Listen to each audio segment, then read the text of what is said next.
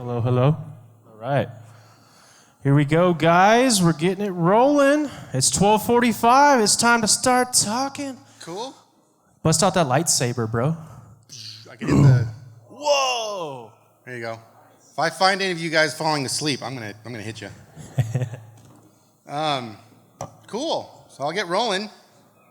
Thanks to Grassroots for having us out. Also, thanks for coming back after lunch. Everyone's got microbial community working pretty hard right now. So I want to give you guys a little bit of a background of my roots. They don't exist in cannabis. They don't even exist in soil. They're actually well nested within fish. So my entire educational career was focused on marine ecology and species interactions in fishes. So I looked at, for my master's at Cal State Fullerton, I looked at a group of different fishes and what they ate and how what they ate influenced their morphology. So you guys ever heard of a California grunion or a grunion run? Yeah, so they're a little fish that come up on the beach and it's literally sex on the beach. So if you ever find yourself down in SoCal during the season, it's a pretty fun time.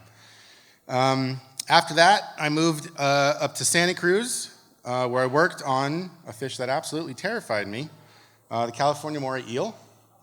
And there I looked at, again, form and function dynamics as far as what they ate, who they competed with, how they moved around, how many were in a given area. So all of my academic background was nested in marine ecology. So how the hell did I end up here?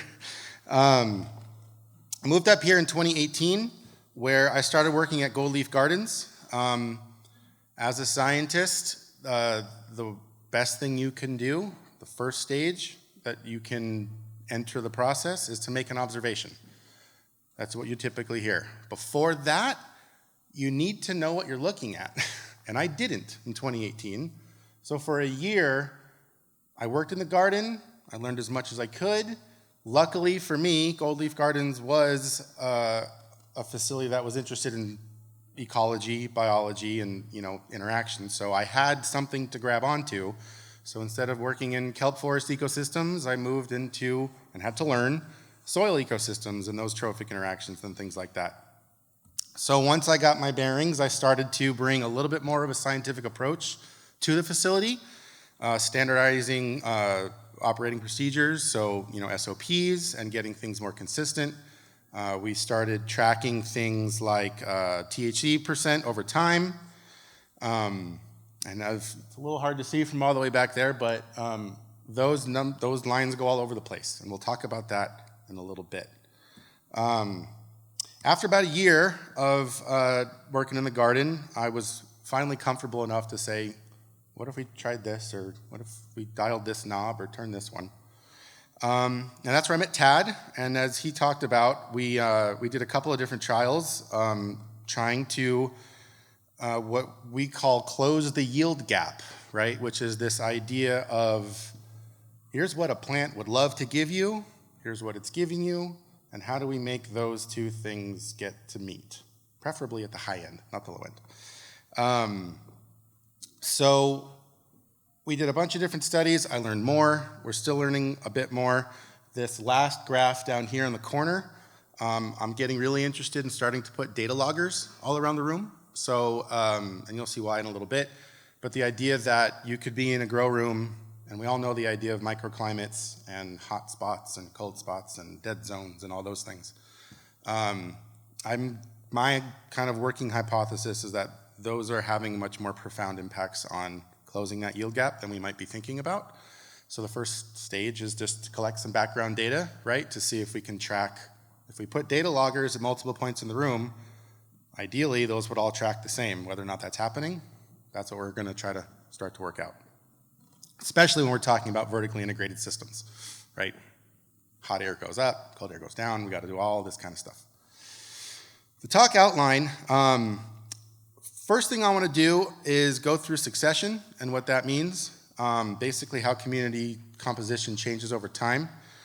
After that, I want to get a little bit deeper as far as the interplay between genes, genotypes, and their environments. This is really exciting, fun stuff, I promise.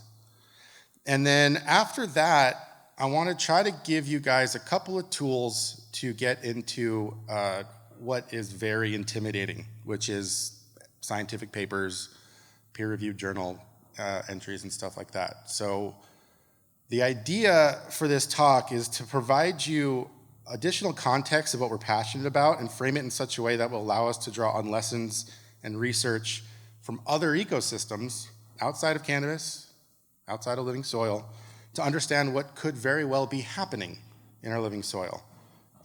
Little spoiler alert, it's very, very difficult to figure out what's going on underneath the plants. And to better gauge that, I think it's going to be very valuable moving forward for growers to be able to go outside of their system and try to grab crumbs and pieces of things that might help benefit their grow. Okay, first one, succession. What is it? Well, for one, it's a really good show on HBO. If you guys haven't seen it, I just recommend checking it out.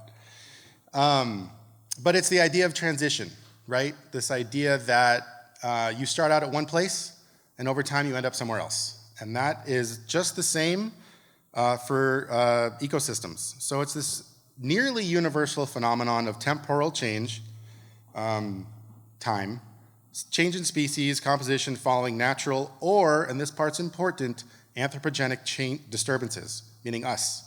We can influence succession greatly. In fact, the earliest studies of succession, we're talking way back into before 1900, were carried out by plant ecologists who were just looking at species compositions after crop fields have been tilled, or you show up there, and what happens after you take everything out? Well, the first thing to recruit was this horseweed. We saw this popping up all over the place. Then they kept going, and they found all these asters. Then to broom sage, and then finally you get to these deciduous hardwoods, like these loblolly pines. And then eventually you get to what looks like this, right? So we see a forest and think, oh, there's a forest has been there, but obviously this all happened a long, long, long time ago. And this is where it's gonna take some thinking as far as we're working on very crazy long time scales, as well as very, very, very, very short time scales, all at the same time, which makes this very difficult. So this idea that plants change over time, that's very easy for us to see, and we can see that within a lifetime, right? But this does also happen with changes in community composition of animals. It happens in fungi, bacteria, protists. All of this stuff is happening in our living soils as well. This particular type of succession is called secondary succession, which is, it occurs after a disturbance happens, but there was already life there. There was already some sort of community in place, and then something happened. If you want to use an earthquake, a tornado, a hurricane, whatever, and clean the slate, there was something there already, so that thing that was there already is going to have some impact on what shows up later. The other type of succession, which is probably a little bit easier to grasp, is this idea of primary succession, right? Hawaiian Islands, great example. You literally have new land. How does this turn from this to that? Obviously a lot of time, but there is sort of a rhyme or reason and pattern on which species show up first, second, third, fourth, and so on. So the first thing that'll typically happen is you have these things called pioneering species. And these aren't, you're not gonna find all of a sudden a giant fig tree growing in the middle of a lava field, right? These things are dispersed by birds most likely, but even if they were to fall on that substrate, they don't have the tools to access what is essentially completely nutrient devoid territory. So you do have certain things that can happen that can do this, and they are things that are widely distributed. There's probably trillions of spores circling around the globe at any given time. moss, lichen, these sorts of very light, very primitive plant species will fall on this essentially virgin ground, and they have the tools to start to decompose and break down this parent material. So it's not only about where you are on the landscape, it's about what sort of dispersion and emigration types of mechanisms certain species can display to get from usually very far distances away. So the very formation of itself can be viewed as a type of succession, right? You start off with this parent material, very small little moss, lichen, tiny plants that start to, deal with breaking down the compounds to more organic material. Over time, eventually you end up with this really nice A, B, C horizon soil that we like to see, but that takes time, and again, that pathway can only happen in certain ways. And here's the part that sucks. There's a bunch of work on ecology and succession.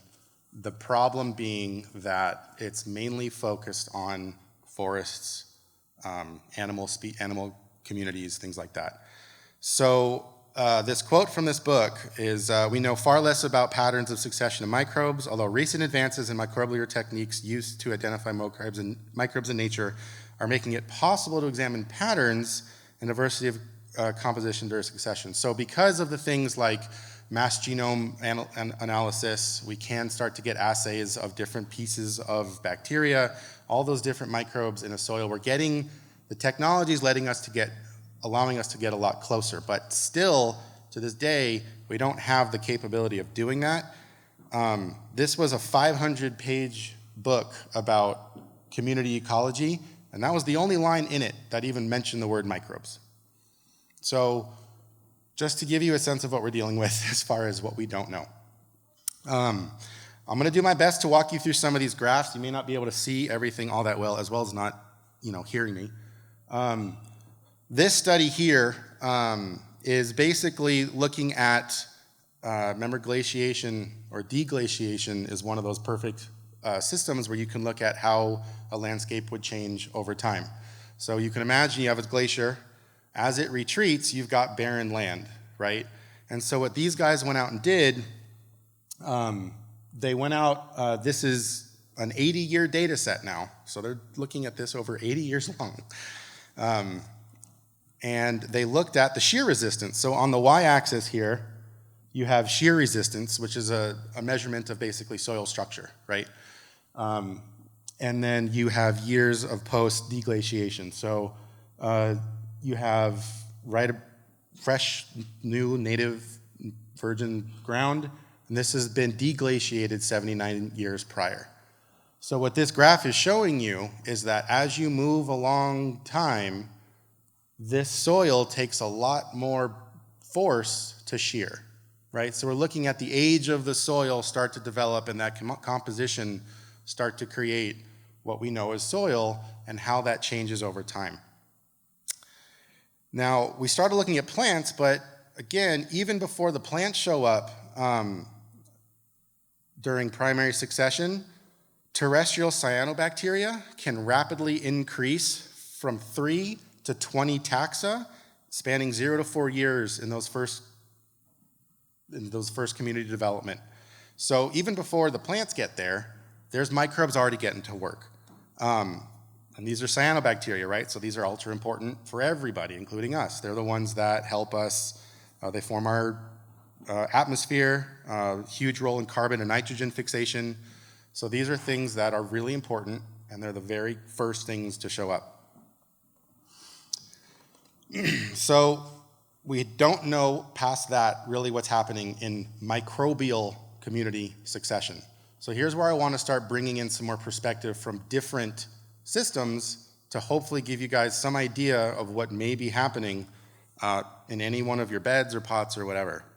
So this is a really easy figure to kind of grasp.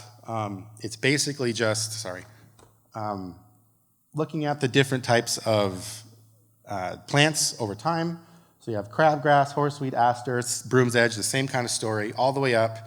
And then this took 150 years to get to that standing forest.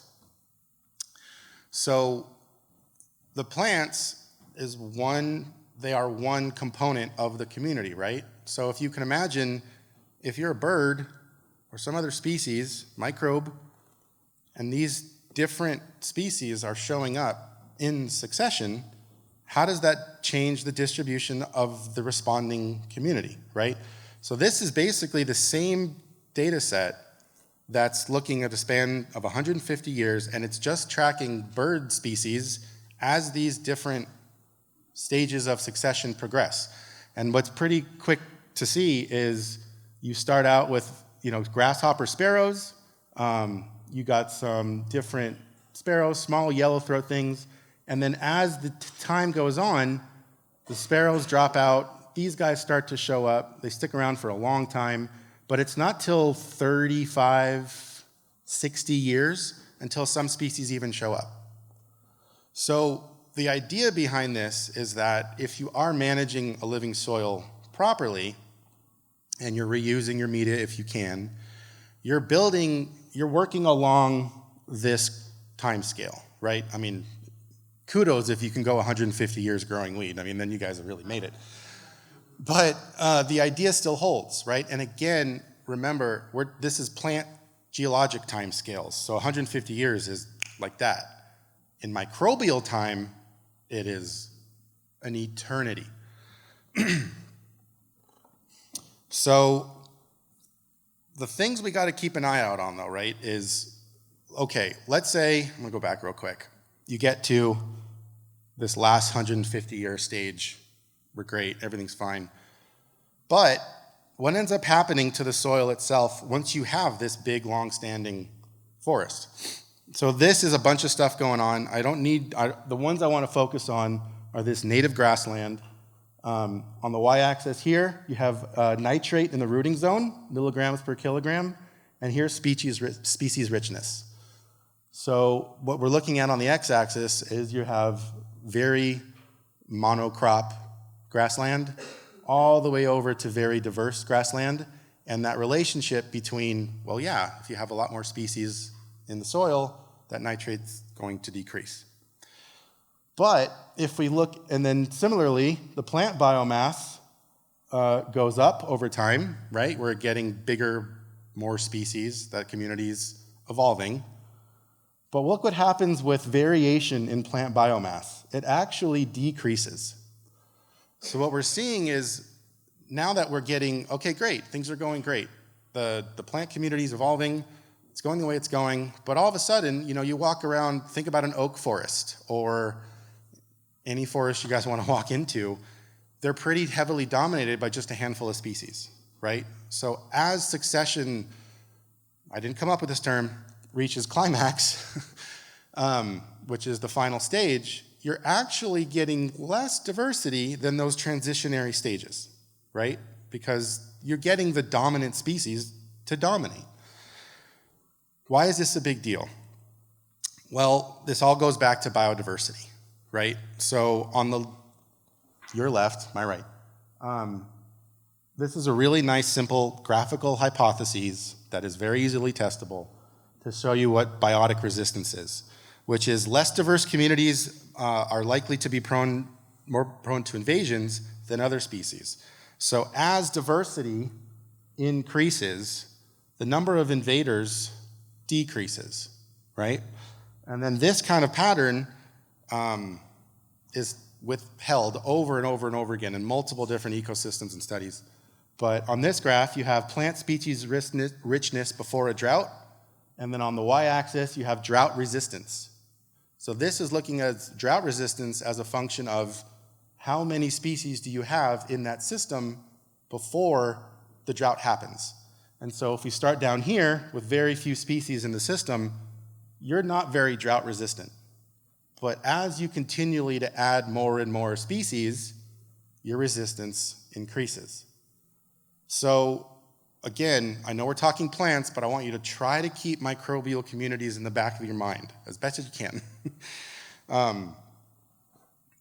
So this idea that biodiversity increases what we like to call ecosystem processes has been repeatedly shown, like I said, over and over again. So these are on the x-axis now, number of ecosystem processes, and then on the y-axis you have number of species.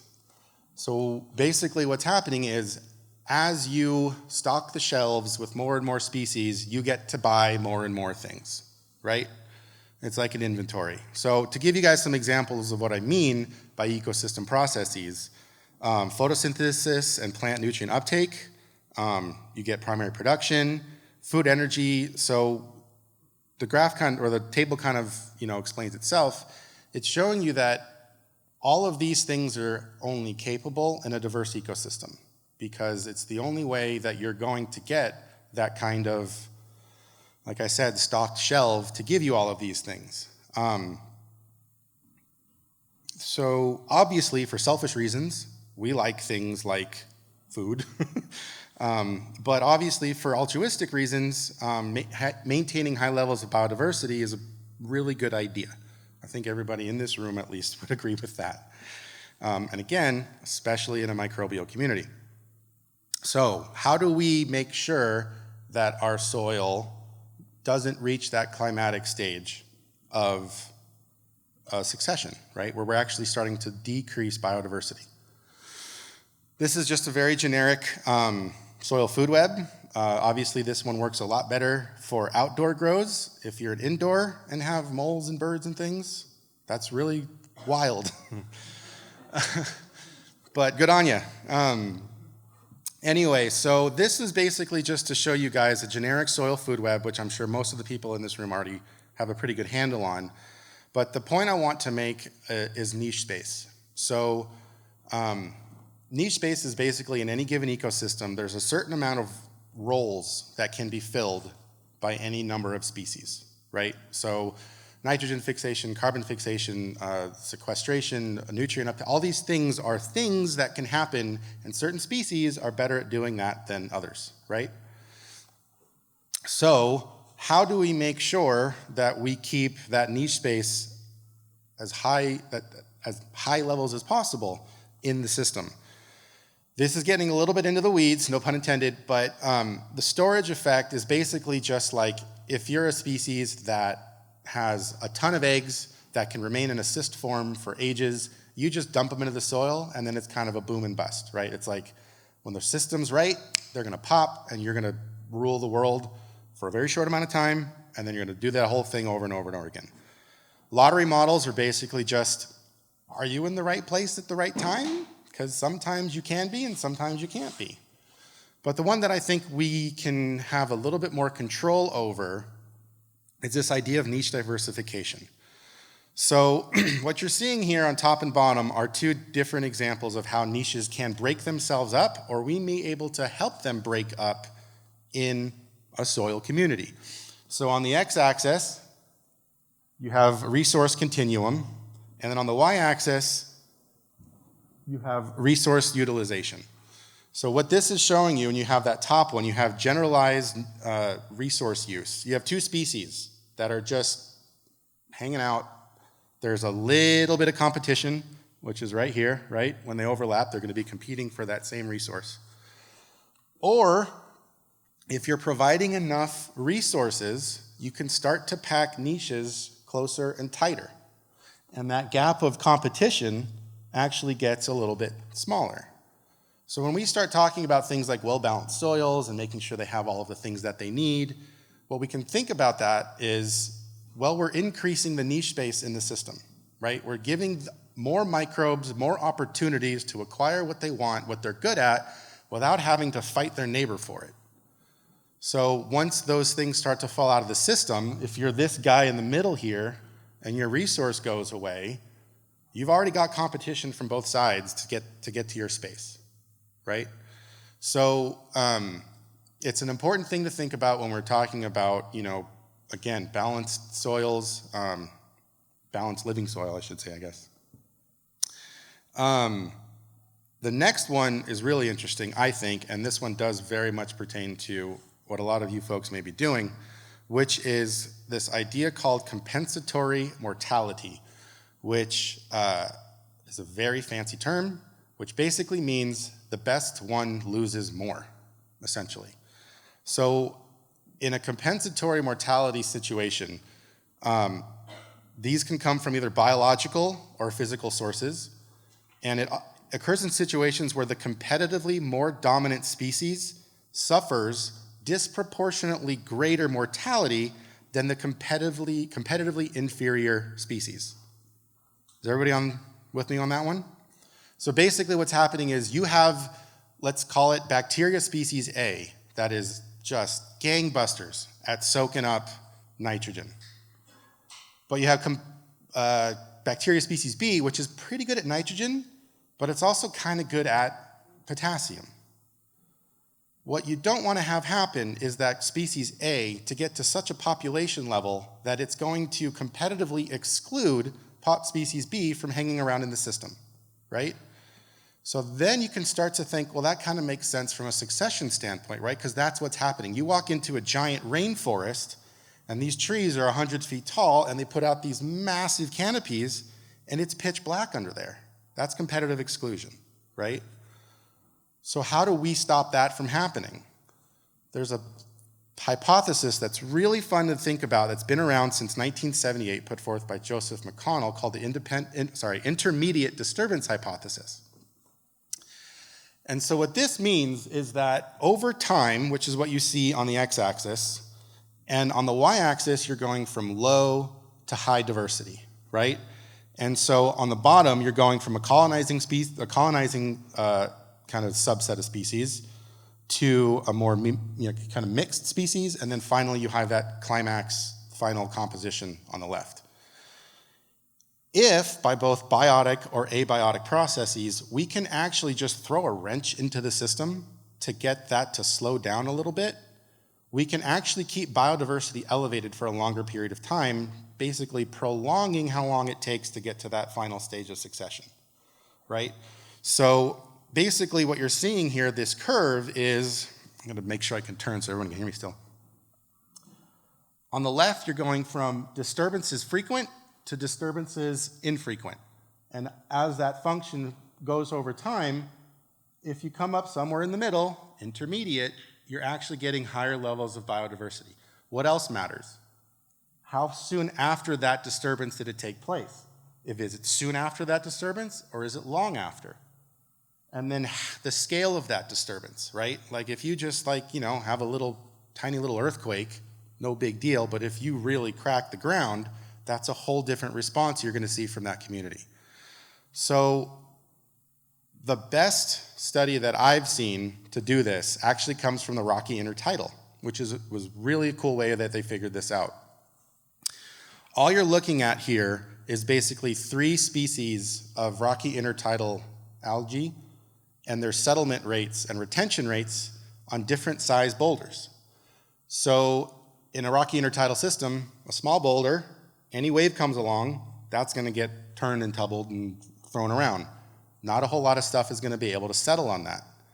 Medium-sized boulder, that thing's gonna move maybe when there's a big wave, right?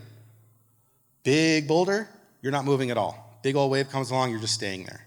So this is a way to test intermediate disturbance hypothesis because that disturbance or perturbation is going to be dependent upon the size of the wave that comes and how often that happens. And sure enough, what you have on the x-axis here is basically just newtons of force needed to move that.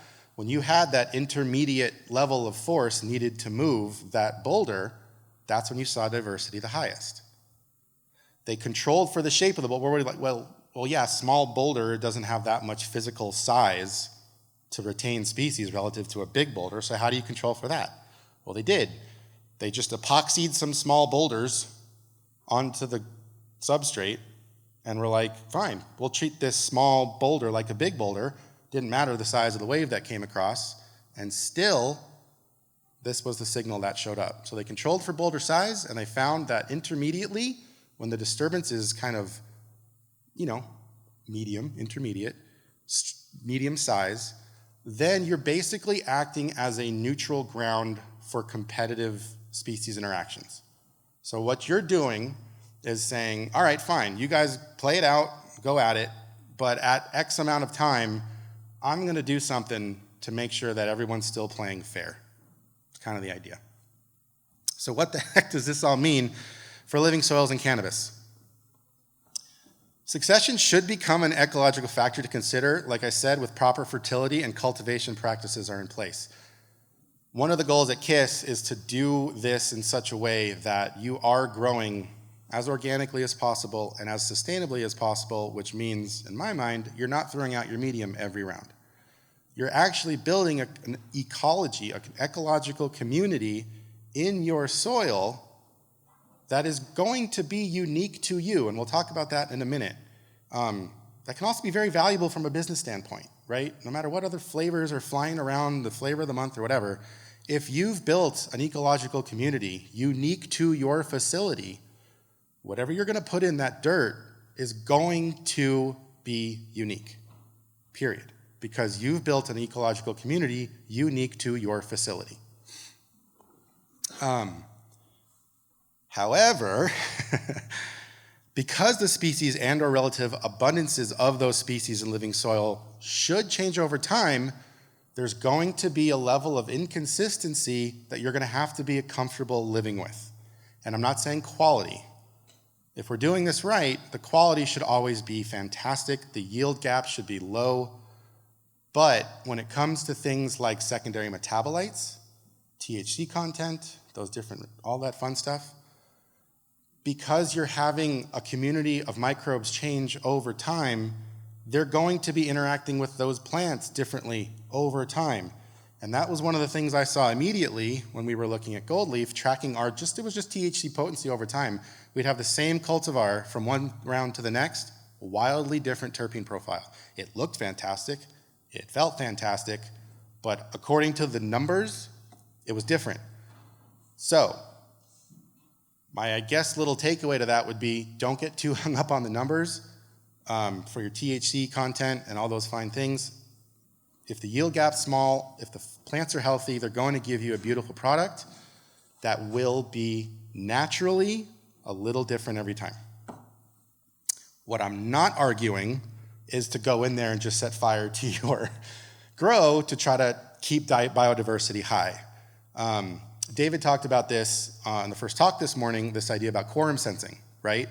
Quorum sensing can be deleterious, it could be bad, it could also be good. Some of the most important organisms in forming those symbiotic relationships with plants also undergo quorum sensing. So this idea of getting a disturbance and then a nice calm stage, even predictable community composition, that can allow the beneficial bacteria to go through quorum sensing, and then you're back up to where you're getting helped again. How do you introduce a disturbance in your grow? If you have to flush, if you want to take a couple of, if you want to rest your soil, if you want to heat treat your soil, if you want to do a dry back, any of these things that are considered to be differences to the community composition of the growth cycle in a whole, I don't have data to say how much of a disturbance that is, but you can think of it in such a way that, well, yeah, I'm kind of making things hard on everybody right now, and if that's the point, because of compensatory mortality, the more competitively dominant species are going to have to be mathematically hit the hardest. Cool? Okay. So, that's succession. We know we want to maintain high levels of biodiversity in our soil ecosystems. We have a handful of tools maybe on how to do that, but we also understand that these changes do not occur in a vacuum, right? They happen in an environment, whether we want to admit it or not. And what does that mean?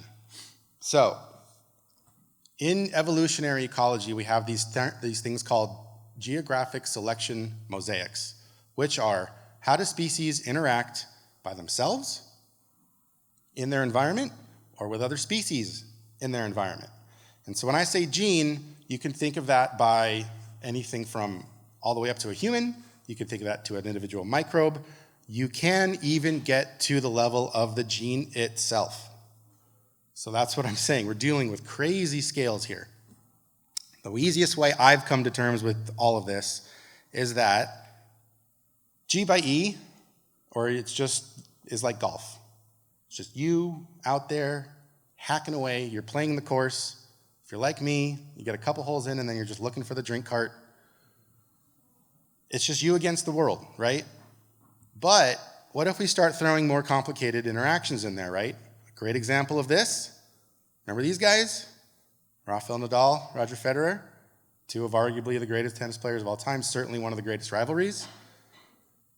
They went head-to-head, but they played on different environments, right?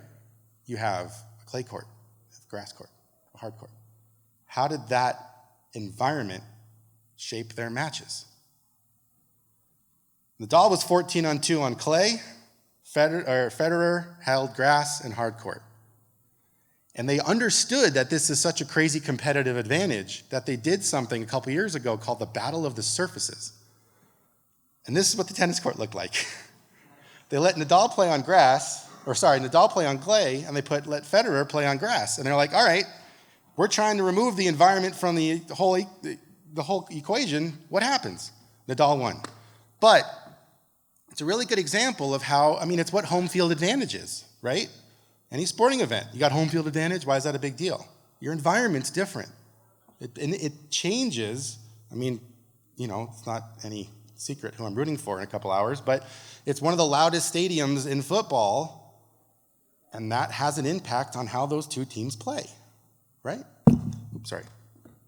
So, don't throw any tomatoes at me. This is the only hydro slide I have, I promise. Just to prove the point that what we're dealing with is astronomically more complicated than what somebody in this situation may be dealing with. So you have your gene, which is your plant in this case.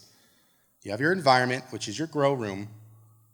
And the interaction between those two things equals how well that plant is able to reproduce, which is its fitness.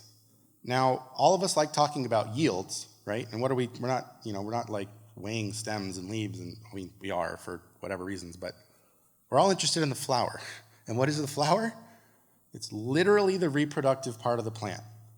So our job from an evolutionary perspective is to increase this species' fitness, right? It's a really good time to be a cannabis plant because you've got a lot of people trying to make sure you're doing as best as you possibly can, probably more than the history of humankind, right? So we very much are directly working on an evolutionary problem here. How do we get you to produce a bigger flower, which is more offspring, which is better all of that, right? There was a paper that came out actually just a couple years ago that tried to look at genotype by environmental interactions in industrial hemp cultivars, highlighting diverse responses to environmental factors. This is one of the figures of the paper. And basically what you're getting at here is you have a host of cultivars in the different colors. You have they just looked at one single, couldn't remember what that was. They just looked at one single terpene, pinene, I think, on there. And then you have your environment. So you're looking at the expression of that single metabolite relative to the dry or wet environment. And what you're seeing is, depending on where you put that variety, it's going to be different, right? That's kind of a logical thing to think about. The problem for us, we have a lot of environments, right? Hoop houses, outdoor, indoor, all of these different things, and they're going to interact with your plants differently. And the thing that's going to be really frustrating is even if you are in the same facility and you give your control over to Google, AI, of your environmentals, completely take the human interaction out of it. Again, because of succession and because the changes in the environment are going to be different every round, it's going to be, like I said, rather impossible to reproduce the exact same product round after round. But that's okay, as long as the quality's there like we were talking about, right? So we found this other paper that was really interesting that said, even if you weren't talking about any interactions at all, just the environmental parameters themselves can influence levels of productivity, but only under environmental heterogeneity, created different spatial niches for different bacterial monophytes. So these are different bacteria species. And because of the difference in environmental conditions, they acted wildly different. Okay? So how do these species interact? There's predator-prey interactions. Keisha talked about a little bit about this in her microbial talk about the whole deer example. We call that mesopredator release. If you take the apex predator out of the equation, those secondary ones are just going to go buck wild, and then you have what we call a trophic cascade. One of the most classic examples of this are a removal of killer whales outside of in the Alaskan oceans. You took them out. The sea otter population went through the roof. They ate mainly sea urchins, which plummeted, and then everything went haywire underneath that. The other thing happened too. When humans were like, oh, this fur feels real good, they almost wiped them out, and then the opposite happened. Sea urchin population went through the roof, and you had kelp forests get completely wiped out in 2 to 3 years. So what happens at any one of these levels in this trophic web reverberates up and down, right? It's all connected. So like I said, when we're talking about G by E interactions, I very much mean you can get down to the actual gene responsible for why you might have a fungal infection. So this is Australian flax, and it's flax rust. One of these things does not look like the other, right? The only clean one is because it had a specific gene that would look for a specific gene of the infection. If those two things didn't match up, it was infected. And that's the kind of selection we're talking about, right? It can get down to really, really, really small levels of detection. So this is negative species interactions, right? Predator-prey, I'm going to eat you, you're going to eat me. Parasitism is another one. Positive interactions, you guys have been hearing about this for almost 2 days now, so I'm not going to spend too much time on it. But the thing that's kind of amazing is that this has arisen at least 66 times in the history of life. This is a big deal. And the furthest back we have record of it, 400 million years, is when these two things, plants and fungi, figured out, maybe we should work together, right? 400 years. So when you start thinking about us kind of showing up like, oh, we like growing this plant, they have 400 years of history that they know what they're dealing with. And so I very much want to reverberate what has already been said, which is we are a support network, right? When we get in there and start thinking about, oh yeah, the plant needs this, the plant needs that. I mean, there's things we can see to see that, but the mode of delivery is best given by biologicals that have been working on this for quite a long time. The idea of a symbiosis, we like to call co-opting genomes. I mean, how do you guys, I'm sure everybody in this room likes fruit, right? Plant managed to figure out that if I make something yummy, some other genome is going to take this far away, and I'm going to survive well away where I don't have to compete with myself. This is from an organism that doesn't have a brain, right? But here, look at everybody in this room. I've talked to people in Australia, the UK, all over the country. That's a lot of time and energy and resources that you've invested to making sure that this plant does well. You've all been co-opted, whether you want to admit it or not, right? So it's humbling to a certain extent. And that's one of these major advances, and this is actually a rather new field. Evolution and ecology used to not talk to each other all that often as far as scientific fields are concerned. And especially for microbial reasons, we don't have that option anymore. We really need to start doing better as far as looking at how ecology and evolution work together to form what we see and what we can understand. Here's a fun little tidbit.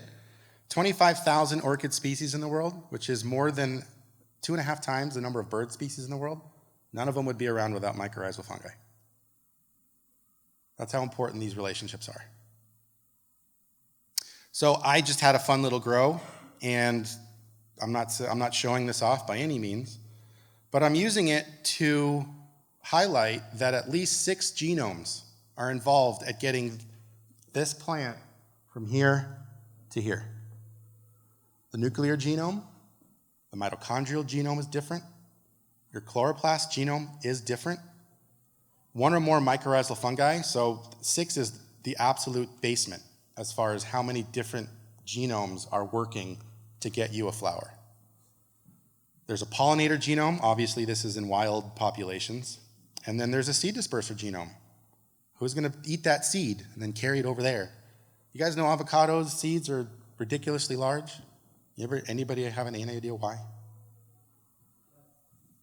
There's a bird that's designed to eat it and swallow it whole and poop it out, coating it in nitrogen, making more trees. There you go. So that's the plan, right? So that's what I'm saying as far as co-opting genomes. Plants need us, we need plant, that whole, kumbaya, whatever, but from a very evolutionary perspective, it's happening all the time.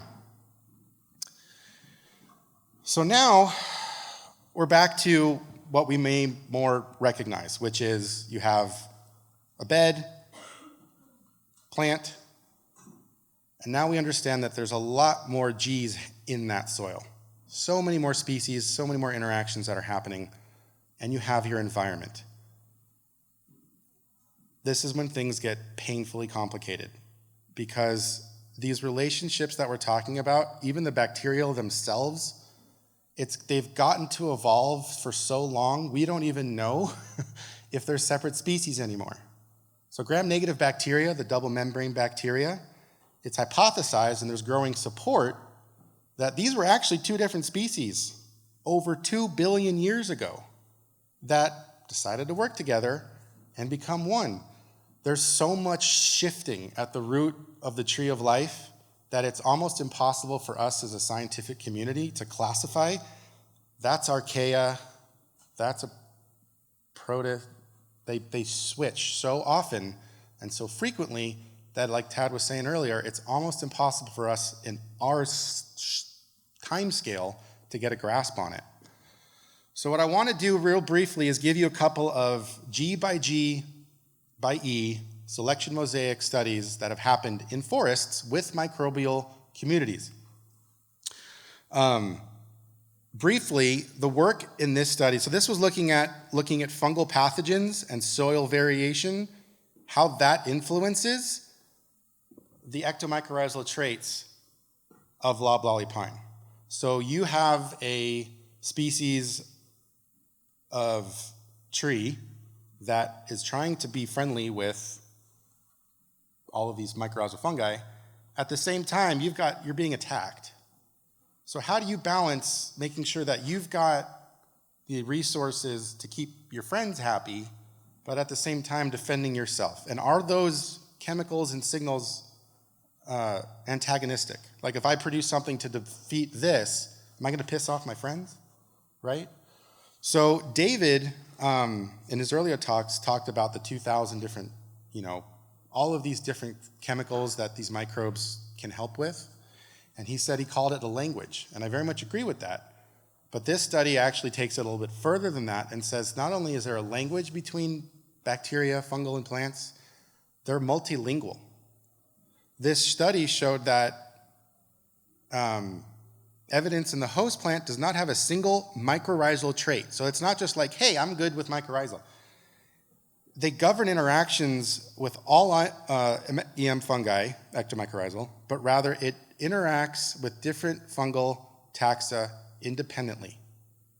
So it's not that it's as easy as this is a plant, it's good with fungi, hanging out with fungi. Here's a plant that has to learn how to speak to these different fungal species at the same time, making sure something doesn't come wipe it out. And that is all based on where it is in the environment. And where it is in the environment is based on which successional stage that ecosystem is in. So now we're starting to try to get all of this to wrap up together, hopefully. This is another really fun one. Interactions of biotic and abiotic environmental factors in an ectomyzal EM symbiosis and the potential for selection mosaics. So what this graph is showing you is you have two families of plants that were grown with lab soil and they were grown with field soil. And on the y-axis here, you just have its root length, I believe. And the point being here, these are all different. And if you were to run this experiment again, he's going to get different results.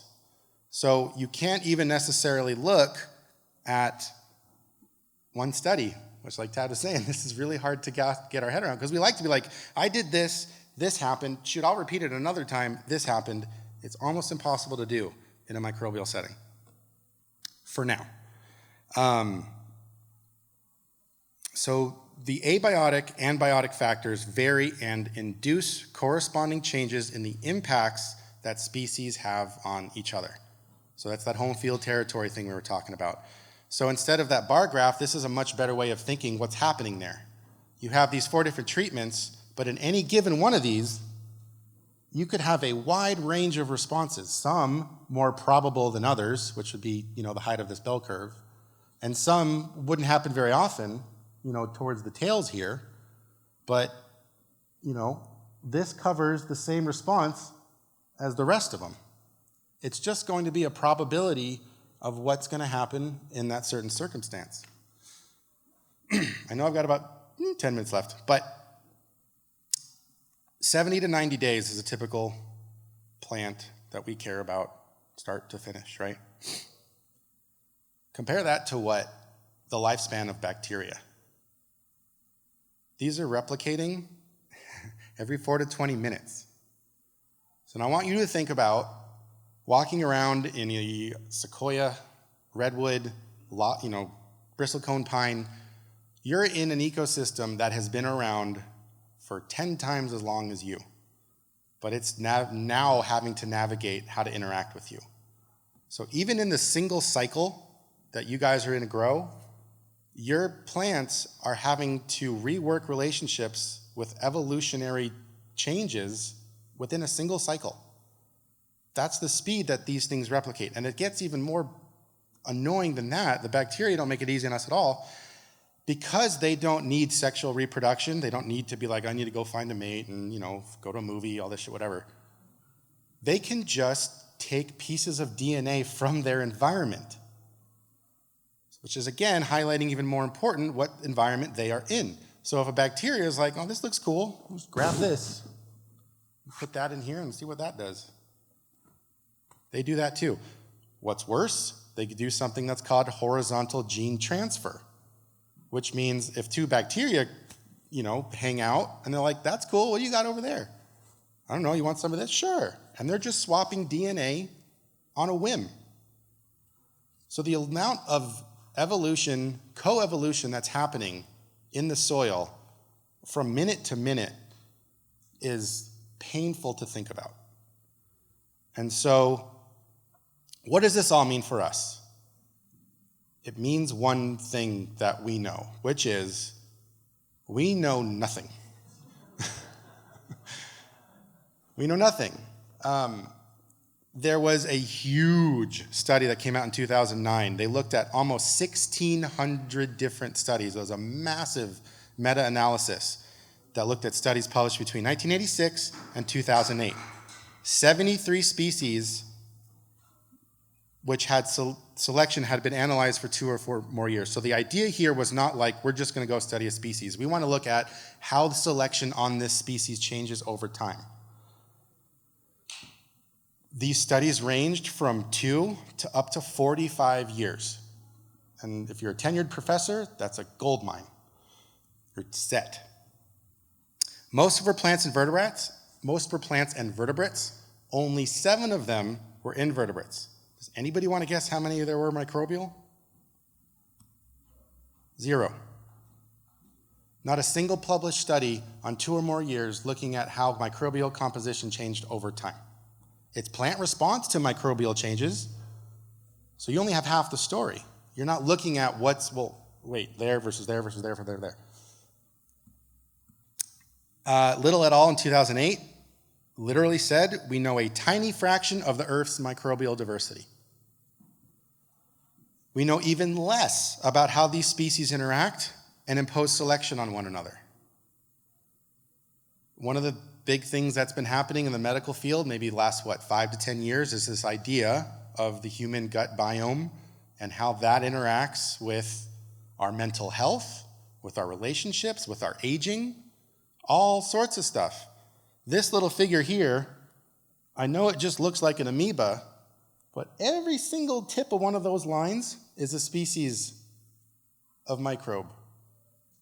This one's from the intestine, this is the mouth, and the other different parts of the body. So not only you're just a walking ecosystem, you're multiple walking ecosystems. So if you can imagine that on yourself, God, imagine what's going on in your soil. So what does this all mean for us? Respect the complexity, right? Respect the coevolutionary history. I think it's really important for us not to get bogged down in being like, you know what? We just got our permit or whatever, and I know how to do this better than 400 million years of evolution. You don't.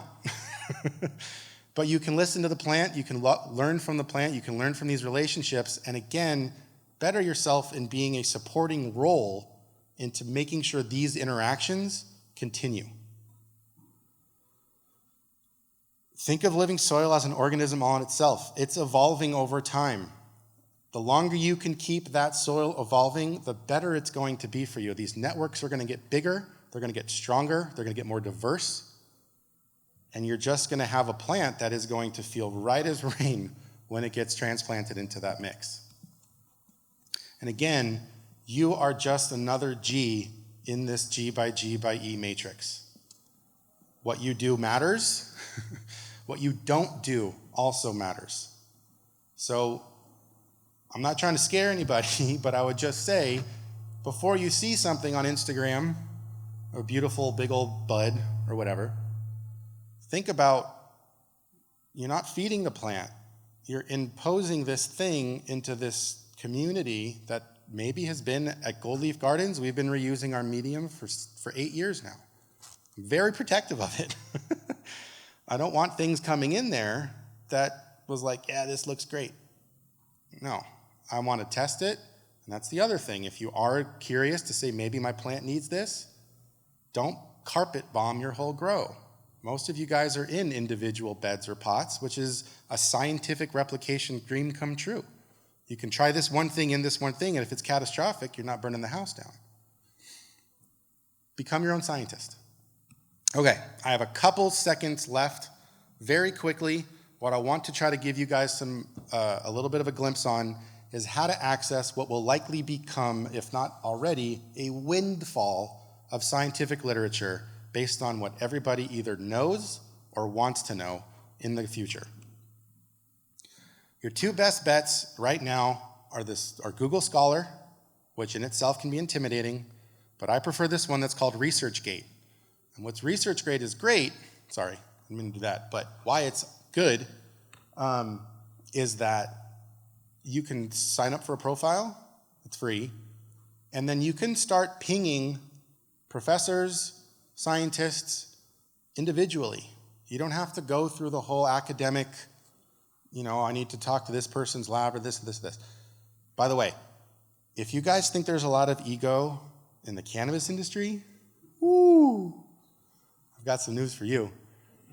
If you email if you email a scientist and say, hey, I'm working on this paper seems really interesting, it might be able to help me. If they're a good human, they would be more than happy to email you a copy of that paper. You just got to ask. And this is a very strong portal, powerful portal for where to do that. People want people to ask them for the shit that they did for 8 years in a lab. They want it to make a difference. And because of the system that is set up now, it's a little bit tougher for folks that are not in the system to get access to that stuff. Okay, let's say you land the paper. it's intimidating, even for me still. There's lots of big words and things and all sorts of stuff. What I want to give you in the last few seconds I have left is a cliff notes on how to get the point out of any well-written, that's the key, it has to be well-written, scientific paper. You have your title, seems interesting. The first place you want to go to is your abstract. More and more scientific journals now are understanding, and they have pressures from their institutions, that they need to make what they're doing more accessible. This stuff about just scientists talking to scientists in conferences is literally falling on deaf ears, especially to the people that are working with it. Universities can't touch what you guys touch. The government can't touch what you guys touch. So you are literally the knife's edge on cannabis research. And you know a lot more than I think you're giving yourselves credit for, and you can be the R&D or the accessory trial to some other professor's experiment. No reason you can't be. After that, first sentence of the discussion is going to say, our results demonstrate this. We found this. Our findings suggest, la la la la la la. That's the key point in the whole study, is in those two sentences, right under the discussion. After that, if you want to dig a little deeper, in the introduction, if it's well written, they have a very concise area where they say, what the heck are we doing here? Our goal in this work was to. We attempted to. The idea behind this research was, and then the hypothesis soon follows after that. So then you learn exactly what they're testing. After that, and this is where you can absolutely follow your breadcrumbs till you're down a 7-year PhD without knowing what's going on, your references. Don't sleep on the references. If you find something that rings with you and it's sourced appropriately, there'll be a reference for it. You go to the bottom of the paper, it'll tell you exactly where to find it, and then you just follow the breadcrumbs. That's how you track down your answers. There's a lot more to it, but that's basically try to give you guys a quick little zip on how to get through a scientific paper without being so scared of it that you don't learn anything from it. Give Mr. Ben, Dr. Ben Higgins a hand.